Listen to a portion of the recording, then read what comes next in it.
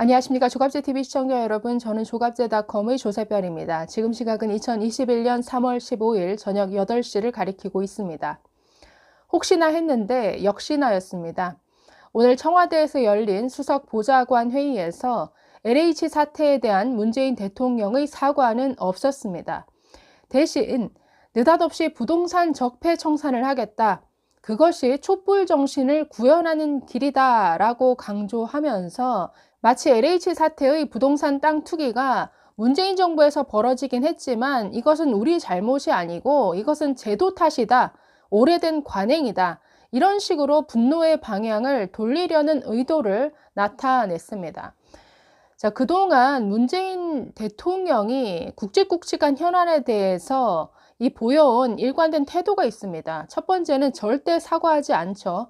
조국 사태 때나 추윤 갈등에 있어서 절대 먼저 사과하는 법이 없었습니다. 자, 두 번째는 마치 남의 일인 양 유체 이탈 화법을 씁니다. 그래서 대변인 브리핑에서도 대통령이 진노했다, 격노했다, 매우 불쾌했다. 그러면서 발본색원하라고 지시했다. 철저한 수사를 당부했다. 이런 표현을 많이 쓰는데요. 이것은 국정 운영을 책임지는 위치에 있는 사람으로서 뭔가 이런 부분에 대해서는 죄송합니다. 앞으로 이렇게 고쳐 나가겠습니다. 뭔가 자기 일에 대해서 국민들에게 메시지를 전달하는 게 아니라 마치 다른 사람의 일에 대해서 논평하듯이 이렇게 얘기를 한다라는 것이죠. 그런데 오늘 또 하나의 특징이 추가됐습니다. 이것은 조국 전 장관에게 배운 게 아닌가라는 생각이 들었는데요. 조국 장관 자녀 입시 비리에 대해서 마치 이것은 개인의 부정과 일탈이 아니라 입시 제도 탓이고 뭔가 강남 학부모들의 관행인 것처럼 이렇게 말했죠. 지금 똑같이 문재인 대통령도 이런 대규모의 조직적이고 광범위한 부동산 땅 투기를 문재인 정부에서만 일어난 일이 아니다. 과거에서부터 쭉 그래왔던 일이다. 라고 하면서 관행 탓, 제도 탓을 하고 있습니다. 네, 오늘 문재인 대통령의 수석 보좌관 회의 발언을 간단하게 먼저 살펴보겠습니다. 이렇게 말했습니다. 부동산 적폐 청산과 투명하고 공정한 부동산 거래 질서 확립을 남은 임기 동안 핵심적인 국정 과제로 삼아 강력히 추진하겠다라고 말했습니다. 그러면서 우리 정부를 탄생시킨 촛불 정신을 구현하는 일이며 가장 중요한 민생 문제라는 인식을 가져주기 바란다라고 참모들에게 당부했습니다.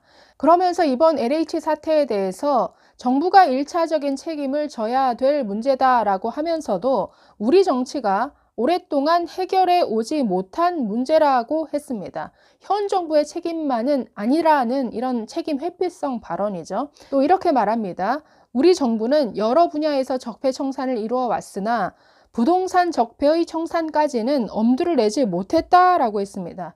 즉 이번 사태가 과거 정부로부터 이어져 온 적폐라는 점을 굉장히 강조하고 있는 발언이죠.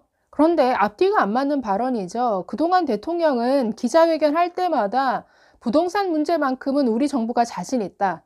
부동산 투기꾼이 발을 붙이지 못하도록 하겠다라고 아주 호언장담해오지 않았습니까? 그런데 이제 와서 부동산 적폐 청산은 엄두를 내지 못했다라고 이렇게 전혀 반대되는 말을 하고 있다라는 거죠.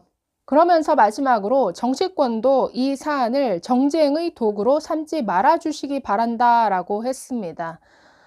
자신의 사저 문제나 이런 것들 따지지 말라는 뜻인데 참 적반하장이죠. 자, 문재인 대통령은 이번 LH 사태의 대규모 땅 투기가 마치 과거 정부에서도 늘 있었던 일인 것처럼 말하지만 이것은 완전히 사실과 다릅니다.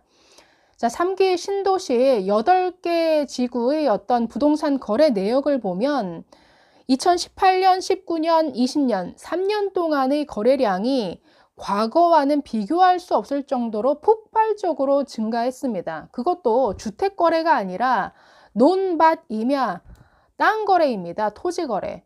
토지 거래량이 2018년부터 과거와 비교할 수 없을 정도로 폭발적으로 증가하더니 18년, 19년, 20년, 3년 동안 이 8개 지구에서 일어난 토지 거래가 10,000건이 넘습니다. 자, 잠깐 표를 보실까요? 자, 김경률 회계사가 대표로 있는 경제민주주의 21에서 광명 시흥지구의 토지 거래만 전부 분석을 했습니다. 자, 보시니까 2018년, 19년, 20년 총 합해서 토지 거래가 체결된 건수가 3,682건입니다. 자, 이게 어느 정도 양이냐면 토요일, 일요일을 제외하고 매일 한 건씩의 토지 거래가 3년 동안 늘 있어 왔다는 이 정도의 수치라는 것이죠. 과거의 토지 거래량과는 비교할 수 없을 정도로 폭발적으로 증가한 수치였습니다. 여러분, 저렇게 거래가 빈번하게 이례적으로 발생하면 세무서 직원들 또는 지자체 직원들 뭔가 이상하다, 뭔가 있구나라는 것을 모를까요? 알 수밖에 없죠. 세무서에 거래 신고가 들어갑니다. 그리고 취등록세 내려면 지자체에 다 신고 들어가죠. 과거에는 조용했던 지역에 갑자기 거래량이 늘어나고 그것도 수도권에 인접한 그린벨트 안에 이런 시장 가치도 떨어지는 맹지에 대한 어떤 거래가 이렇게 많이 일어난다? 관련 공무원들 다 알 수밖에 없죠. 그러니까 너도 나도 이 부동산 투기에 뛰어든 것이죠. 즉, 과거에는 있어도 굉장히 드물게 일어났던 일이 이 문재인 정부 들어서 폭발적으로 증가했다라는 겁니다. 이것은 문재인 정부가 만든 이러한 투기죠. 왜? 25번에 이르는 이런 반시장적인 정책이 부동산 광풍을 몰고 오지 않았습니까? 그 정책이 부동산은 불패구나. 부동산 불패 신화를 입증시켜 준 것이죠. 박근혜 이명박 정부 때 이 부동산 시장 굉장히 조용하고 안정화되어 있었습니다. 그런 상태에서 어떻게 부동산 투기가 아주 활성화될 수 있습니까? 즉, 문재인 정부가 지금 그 화살을 전 정부 그리고 이전의 관행으로 그 탓을 돌리는 것은 정말 이것은 사실과 맞지 않는 면피성 발언이다라고 지적하지 않을 수 없습니다. 자, 대통령은 부동산 적폐를 강조하고 촛불 정신을 강조했지만 국민들이 더 이상 속는 것 같지는 않습니다. 관련 댓글을 보시면 적폐는 너네가 적폐야 라는 이런 반응들이 훨씬 더 많습니다. 네, 앞으로 좀 더 지켜봐야겠습니다. 감사합니다.